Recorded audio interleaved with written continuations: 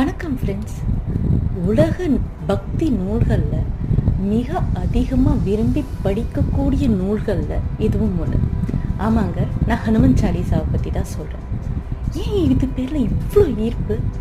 ஒருவேளை பக்தியாக இருக்குமோ? இல்லைப்பா, இது ரொம்ப ஈஸியாக கன்வீனியண்ட்டாக சின்னதாக இருக்குது, அதனால் இருக்குமோ?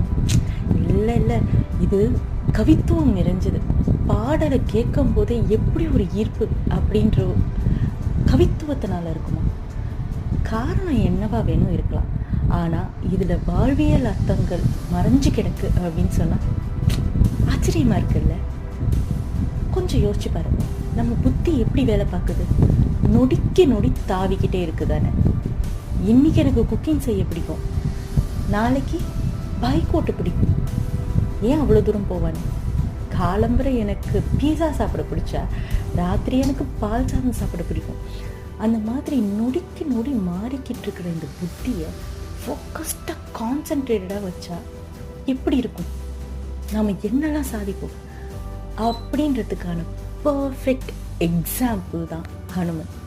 நாம் ஃபோக்கஸ்டாக கான்சன்ட்ரேட்டடாக இருந்தால் ஹனுமன் மாதிரி தான் இருப்போம். மலையை தூக்கணும்னு நினச்சா தூக்கலாம், கடலை தாண்டணும்னு நினச்சா தாண்டலாம். எனிதிங் இஸ் பாசிபிள் அப்படின்றத முன் உதாரணமாக இருந்து வாழ்ந்து காமிச்சவர் தான் ஹனுமன். அவரை பற்றின சாலிசா தான் இந்த ஹனுமன் சாலிசா. அவர்கிட்ட இருந்த எந்தெந்த கேரக்டர்ஸ் நம்மளுக்கு வலிமையை கூட்டும் அப்படின்றத பற்றி நம்ம தெரிஞ்சுக்கிறதுக்கு இதை இன்னும் ஆழமாக புரட்டி பார்க்கலாம். வாங்க, ஹனுமன் சாலிசாவோட அர்த்தத்தை புரிஞ்சு அதில் நம்ம என்னெல்லாம் கற்றுக்க முடியுமோ கற்றுக்கிட்டு வாழ்க்கையை சிறந்ததாக மாற்றுவோம்.